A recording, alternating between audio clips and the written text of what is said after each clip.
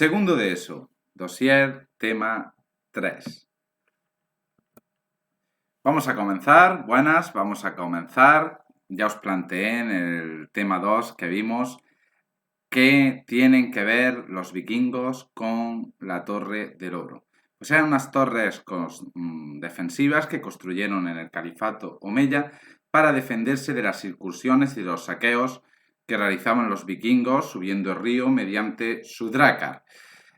Y en el tema 3 hemos visto que por esos pillajes, por esos saqueos, por esas continuas incursiones y exploraciones que realizaban los vikingos sobre los reinos cristianos, se va a fortalecer el feudalismo se van a encomendar más campesinos que van a pasar a ser siervos, a ponerse bajo la protección, debido a que todos esos saqueos van a crear una verdadera nebulosa de incertidumbre, de miedo, van a hacer que se encomienden a su señor. También se van a crear ante la debilidad, se van a ir debilitando los reyes, se van a ir fortaleciendo los señores porque van a seguir haciendo pactos vasalléuticos, que consistía, como hemos visto en clase, tanto en el homenaje, la entrega de entre comillas, la entrega de la espada del señor, del vasallo a su señor, y el homenaje, que es la entrega de un feudo, de un beneficio. Todo auspiciado por la entrada de los vikingos. ¿Cómo podemos conocer toda esta historia de los vikingos? ¿Qué fuentes primarias tenemos? Tenemos las sagas. La saga de los groenlandeses cuenta las historias del héroe mítico Eric el Rojo, que realizó diversas incursiones y exploraciones. También tenemos la saga de los volsungos, que cuenta las historias de Sigurd, que bajo mi opinión creo que sirven de inspiración para el Hobbit de Tolkien, ya que Sigurd se enfrenta a un dragón y busca un gran tesoro. También tenemos la saga de Egil Skalla, de acuerdo, recogida por Sturluson. Esta saga nos cuenta las aventuras de Egil Skalla, un diestro guerrero vikingo, un experto en el Holgan. El Holgan es el duelo vikingo, donde se ponían dos vikingos con su espada y su escudo y se enfrentaban entre ellos, y la gran violencia que tenía Egil va a ser conocido como hacha sangrienta. Ahora, ¿cómo es la fiabilidad de estas fuentes? Estas fuentes al principio eran orales, eran cantos poéticos cantados por aquí por mi amigo el Escaldo, que os he puesto un pequeño fragmento que me he inventado yo, que diría: el gran Eric el Conquistador, con su dracar siempre vencedor, que rimaban, que tenían una tonalidad, y que estos escaldos eran personas errantes que iban de casa comunal, de sociedad tribal, de clan en clan, contando estas historias, que también se transmitían de padres a hijos.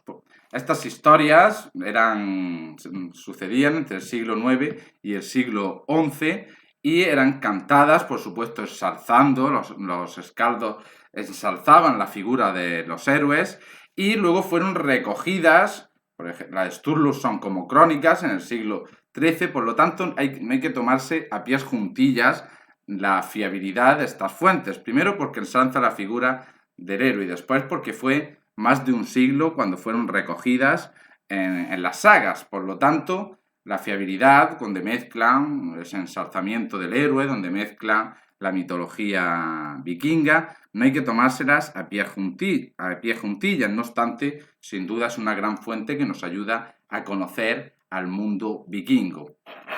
También hay que tener en el mundo vikingo hay deformaciones pragmáticas. Vosotros sois muy jóvenes, pero vuestros padres seguro que conocen a Vicky el Vikingo, que era una serie televisiva que tuvo mucha fama. Vicky, pues si os fijáis en su casco, lleva 2 cuernos. Los cascos vikingos, como veremos, no tienen cuernos. ¿Y por qué ha habido este error histórico? ¿Por qué ha sucedido esta deformación pragmática? Pues se debe a que en una campaña arqueológica se encontraron 2 cuernos al lado de un casco y por la placa de bronce de Torlunsan.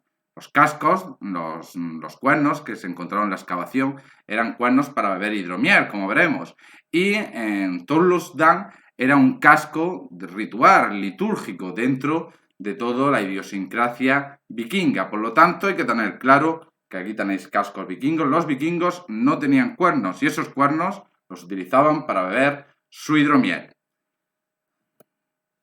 En este vídeo vamos a estudiar, siempre estudiamos como vemos en clase, los 4 objetos de estudio de la historia: política, cultura, economía y sociedad. Y en la cultura, vamos a unirlo en tres, vamos a unir sociedad y economía. En la cultura vamos a ver un poco la religión, os voy a contar un poco en qué consistía, con un cómic, en qué consistía las creencias, cómo creían los vikingos que se había formado el mundo. Vamos a ver la socioeconomía, la vida cotidiana, sus principales fuentes de producción. Y en la política vamos a ver su jerarquía y la famosa expansión vikinga. Os he puesto un cómic, El poderoso Thor, la guerra de los dioses, donde se enfrenta Marvel, mezcla la mitología tanto nórdica como la mitología griega, enfrenta a Heracles contra Thor. Y en el prólogo me gusta mucho porque narra de una manera simple cómo se refleja en las sagas la creencia de cómo se formó el mundo de los vikingos. Si os fijáis, al principio, en la primera imagen, debajo donde pone el amanecer de los dioses, hay un enorme vacío, y de ese vacío salen los dos mundos, uno al norte, que son las imágenes que hay debajo, un mundo helado llamado Niflheim, y otro mundo al sur, el Muspelheim, que es el mundo de fuego. En el norte nace un gran gigante de hielo que se llama Ymir. Ymir, como se ve debajo de la imagen, donde están ese hombre y esa mujer rubia, nacen los primeros gigantes.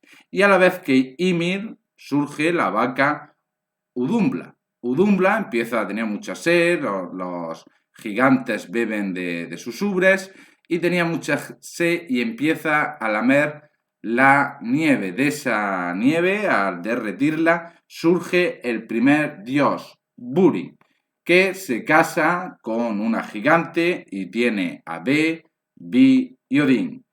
Odín, que odiaba mucho, estaba muy enfadado con la familia de su madre, decide hacer la guerra a los gigantes y vence a Ymir, al gran gigante de hielo del que hemos hablado. Cuando Ymir cae, hace que se ahoguen todos los gigantes, como se ve ahí en la imagen, y de las entrañas del cuerpo de Ymir, Odín crea Midgard, el reino de los hombres. Aquí está el Yggdrasil. El Yggdrasil es los 9 mundos de la mitología vikinga y cómo se relacionaban. El primero, encima de todo está el águila sin nombre, que se mandaba con esa ardilla que hay en la rama mensajes de engaño con Jotungander, que es esa culebra que está rodeando Asgard. También puede estar representada a veces en las raíces del árbol. Se mandaban mensajes de engaño. El engaño está muy presente en la mitología. Loki es el tramposo, el que engañaba, el que podía cambiar de cuerpo. Asgard, que es el lugar de los Aesir, el reino de Odín, donde está el Valhalla, que los guerreros valientes que habían demostrado su valentía en el combate entraban en el Valhalla, que veremos más adelante qué es. Estaba Vanhemir, que era el reino de los Vanir, que Freya era una Vanir y estaba casada con el Aseris, con Odín, ¿de acuerdo? Afemir, que era el lugar de los elfos de la luz, y Svartalfheimir, que era el lugar de los elfos oscuros, de los orcos, ¿no? Que salen Tolkien, esos que son un poquito feos. Midgard, que era la tierra de en medio, es el reino de los hombres. Jotunheim es el lugar de los gigantes de hielo. Muspelheim es el lugar de los gigantes de sur, de los gigantes de fuego. Niflheim es el reino de la niebla, antes de Helheim. Helheim es el reino de los muertos, donde los guerreros que no habían demostrado su valía en el combate, pues iban al inframundo, a Helheim. Y Niflheim es el lugar de la niebla, donde habita el gran dragón Nidfogg. Bueno, pues según la mitología, los dioses no eran como la mitología griega inmortales. Vivían tanto tiempo al comer unas manzanas y el fin va a ser en el Ragnarok. El Ragnarok es cuando el lobo Fénix se traga a Odín Y Thor, el dios del trueno, hijo de Odín, vence a Jotungander con su martillo, con el Mjolnir. Le vence y Surd, el gran gigante de fuego, comienza Ragnarok y acaba con casi todo el universo. Pasamos a ver cómo era el reino de Asgard. Bueno, Krip Valhalla en el altar del trono, perdón, y en el padre de todo, el dios Sorcado, el dios que todo lo ve. Justo detrás del trono está la copa del árbol de la vida, el árbol que une los 7 reinos de la tradición nórdica, de la tradición vikinga. En lo alto del árbol estaría el águila sin nombre, como hemos visto. Vamos a hacer el típico salto de Assassin's Creed. Y aquí a la derecha está lo que sería la mesa del banquete de Odín, cuando, según la tradición vikinga, cuando era un gran guerrero y moría en combate demostrando su valentía, Odín lo recompensaba con entrar en el Valhalla. El Valhalla era la sala común, que lo veremos en el apartado de política, y consistía, el cielo vikingo, por decirlo de alguna manera, consistía en luchar todo el día en una batalla donde nunca se moría, se resucitaba, y por la noche cenar en un gran banquete a la mesa de Odín, junto a Thor, junto a Tyr, junto a los grandes dioses de la mitología vikinga. Por supuesto, solo estaba reservado a los grandes guerreros. Vamos a ver, vamos a andar un poquito por Asgard, el reino de los Asiris, el reino de Odín.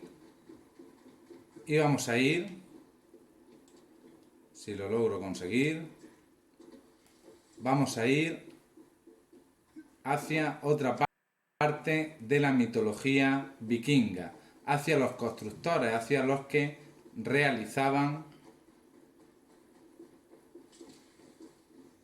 las armas de los dioses, hacia la forja de los enanos. Vamos a ver si no me quemo.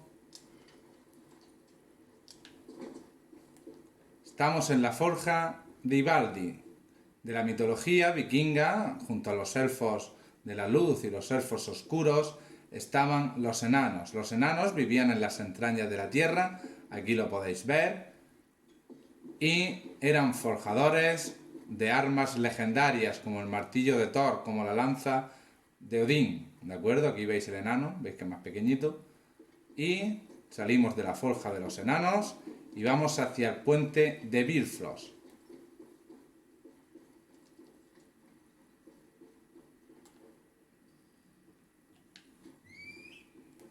No me deja aquí llamar. Ahí tenéis la torre de Heimdall, que era el que defendía el puente de Bifrost, la única manera de poder llegar a Asgard. ¿Habéis visto qué caballo más chulo tengo? Esto es el Bifrost.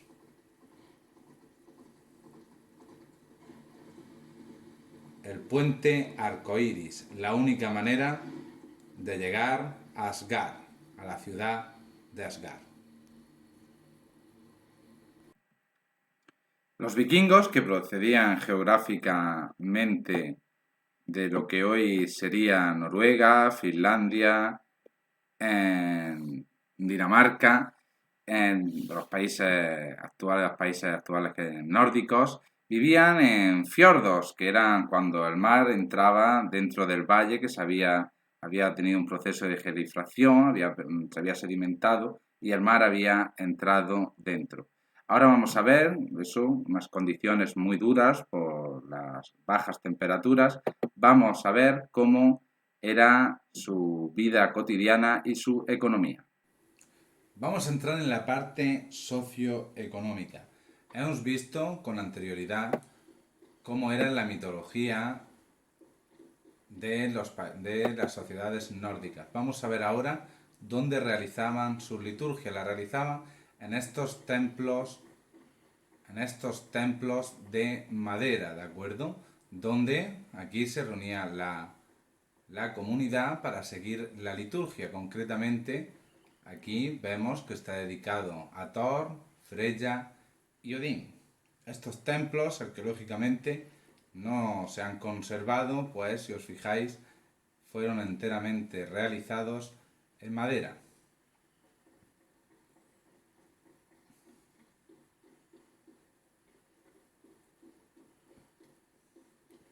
Vamos a entrar ahora en la vida cotidiana. ¿Cómo vivían las sociedades, si os fijáis, en Noruega, tanto en Noruega como en Dinamarca, donde procedían, o Finlandia, donde procedían estos pueblos nórdicos?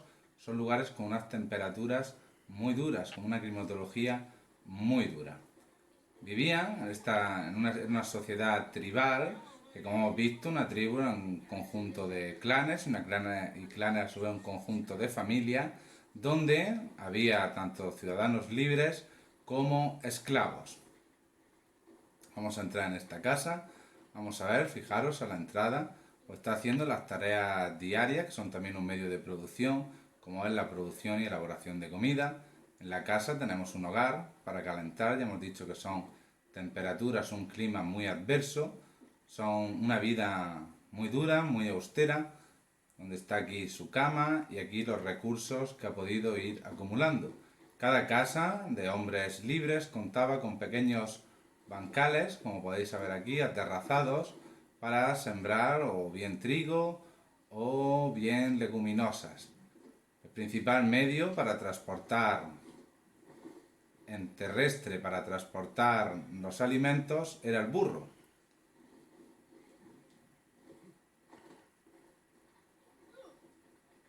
Si os fijáis también, todos los pueblos están empalizados. Esto también se ha encontrado en fuentes arqueológicas, lo que nos indica que hay una alta conflictividad entre las distintas tribus. Si os fijáis, las casas están hechas a dos aguas muy inclinadas. Esto nos indica pues las grandes nevadas que caían. Otro de los grandes elementos, además de la ganadería y la agricultura, como hemos visto, del mundo vikingo es el mercado. No solamente mercado interior, mercado realizado entre los asentamientos que están cercanos o entre los fiordos, sino también hay rutas comerciales incluso con Rusia. Aquí la imagen del mercado.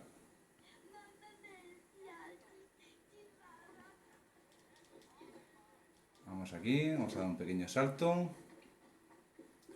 Y vamos a una de las principales fuentes de riqueza de estas sociedades, que es el mar. ¿Veis? El fiordo es el mar. Uno, tanto por la pesca, como estáis viendo aquí a estos hombres preparando las redes para pescar, como para la obtención de sal.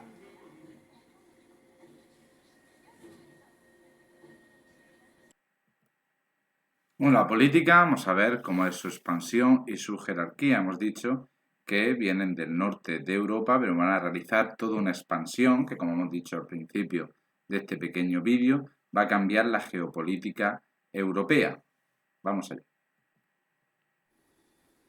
Entre la casa comunal. La casa comunal era el corazón político del mundo vikingo.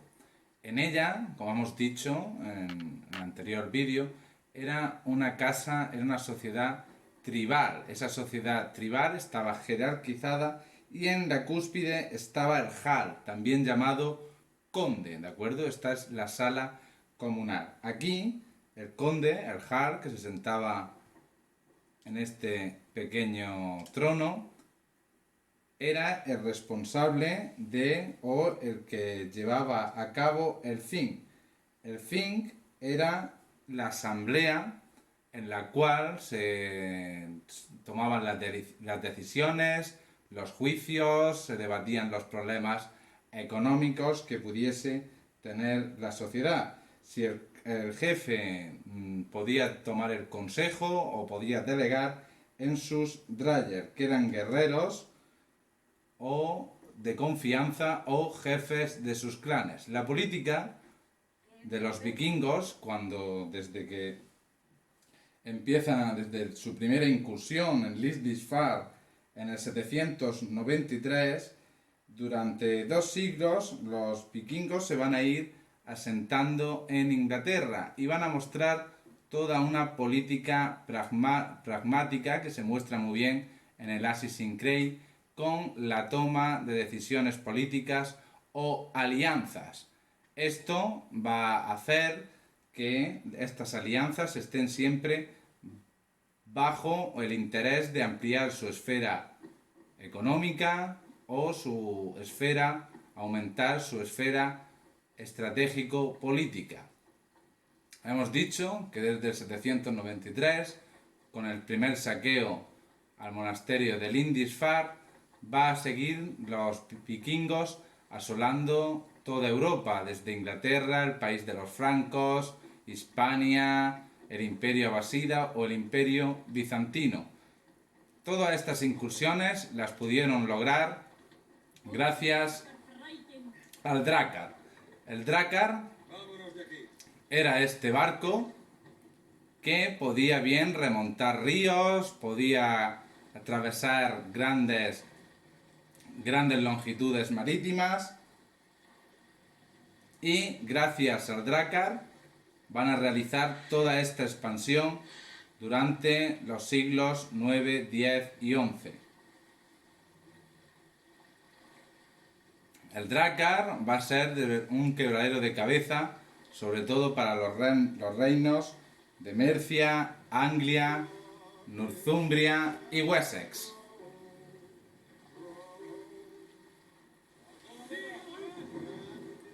Vemos que es una pequeña embarcación que puede ir a vela o a remo. Y una de las políticas, tanto económicas como militares, que llevaron a cabo los vikingos fue el saqueo y el pillaje. La toma de pequeños monasterios, saquear las riquezas cristianas mediante la lucha, ¿de acuerdo? Entraba mediante las armas a saquear los conventos cristianos. Y con este saqueo damos por finalizado este vídeo. Y bueno, casi se me olvida, tenéis la actividad de este dossier en Moodle. Nos vemos mañana.